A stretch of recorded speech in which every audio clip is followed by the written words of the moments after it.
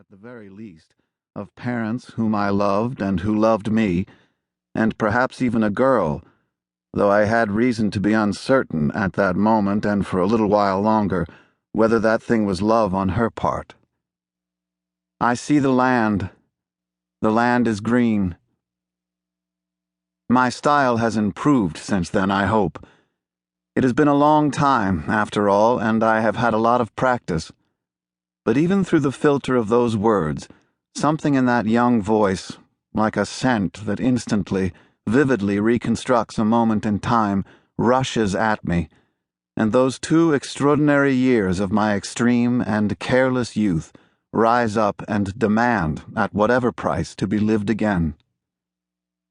On a Friday morning in May of 1970, I finished the last of my final examinations for my junior year at University of Georgia Law School. I left the lecture hall and was immediately stopped in the hallway by the woman who was secretary to the dean. "Oh, Will," she said, breathlessly, "I'm glad I caught you. Dean Henry would like to see you in his office right away." "Thank you, ma'am," I said to her. "I'd just like to get a drink of water, then I'll be right there." She hurried back toward her desk while I dawdled over the drinking fountain, trying to compose myself. I had spent most of the day trying to forget that the night before had happened, and I had not been able to manage it. I had more than one kind of hangover, too, and my performance on the exam I had just finished had not improved my day. Now this summons from on high, on top of everything else, had me just about coming unglued. I splashed some cold water on my face, wiped it with my handkerchief, took a few deep breaths, and strode purposefully toward the administrative offices. I would just have to fake it. Dean Wallace Henry was an aloof, dry, nearly expressionless man in his 60s who had been an assistant attorney general in the Johnson administration and had come to his position in the law school on the election of Richard Nixon to the presidency. It was said that Johnson, given the opportunity, would have appointed him to fill the next vacancy on the Supreme Court. He was very formal, very Southern, and had fixed opinions on what constituted proper behavior and scholarship in a student in his charge. I was afraid of him, as was nearly every other law student, and I had avoided contact with him as much as possible.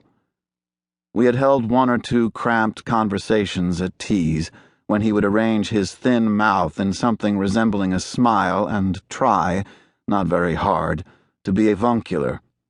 It never worked. The door to his office was open. He maintained an open-door policy, he said, but as far as I knew, nobody had ever taken him up on it. He saw me approach his secretary and beckoned me into his paneled and carpeted presence. I approached his desk with my hand outstretched and as much of a smile as I could muster. "How are you, sir?" I began hopefully. He ignored my hand, pushed back from his desk, and swiveled his chair so that he faced the windows. A shaft of sunlight reflected off his shiny, black head of hair, which hosted no gray. Rumor was he dyed it. "Close the door," he said, "and sit." So much for the open-door policy. I closed it and sat quickly, like a terrier on command. I felt it would be an affront if I should cross my legs. He swiveled back to face me, and to my astonishment placed a large cordovan wing-tipped shoe against his desktop. Such uncharacteristic informality. I crossed my legs. "You are a very fortunate young man," he said. For a brief moment, I thought I had mistaken his reason for summoning me, and a tiny ray of hope pierced my anxious gloom. Dean Henry quickly extinguished it. "Had that been the Athens City Police last night instead of a campus cop, you would have missed your examination today and been out of law school, never to return. I would be bailing you out just about now instead of inviting you in for a chat. And with the subsequent criminal proceedings, you would have forfeited a career in the law." I uncrossed my legs. "Sir, Mr. Lee," In spite of your apparent intelligence and even quite reasonable grades, you are not a shining scholar. And grades notwithstanding, your work, if I may laughingly call it that," he was not laughing, "has been such as to barely keep you in my good graces."